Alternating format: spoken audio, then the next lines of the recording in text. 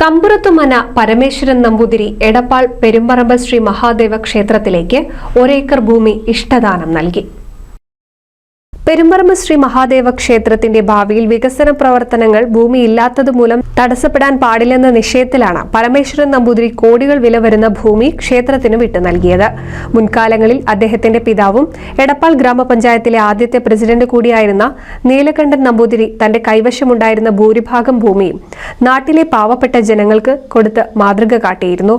പണ്ടുകാലത്ത് ഗുരുവായൂർ ക്ഷേത്രത്തിനേക്കാളും നാഴി അരിയുടെ നിവേദ്യത്തിന് പെരുമ്പറമ്പ് ശ്രീ മഹാദേവ ക്ഷേത്രവും അതിന്റെ ഊരാളനായ കമ്പുറത്തുമനയും മുൻപന്തിയിലായിരുന്നതായി ചരിത്രരേഖകൾ സൂചിപ്പിക്കുന്നുണ്ട്. പിന്നീട് ഭൂപരിഷ്കരണ നിയമം നടപ്പിലായപ്പോൾ ഭൂരിഭാഗം ഭൂസ്വത്തുക്കളും ജനങ്ങൾക്ക് വിട്ടുകൊടുക്കുകയായിരുന്നു. കഴിഞ്ഞ ദിവസം ക്ഷേത്രത്തിലെ ഉത്സവാഘോഷങ്ങളോടനുബന്ധിച്ച് നടന്ന ചടങ്ങിൽ Malabar Devaswom board president MR മുരളിക്ക് പെരുമ്പറമ്പ് ശ്രീ മഹാദേവ ക്ഷേത്രത്തിന്റെ പേരിൽ രജിസ്റ്റർ ചെയ്തതിന്റെ രേഖകൾ കൈമാറി.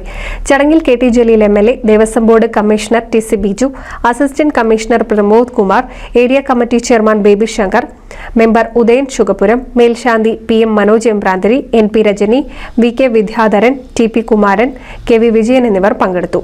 NCV news, Edappal.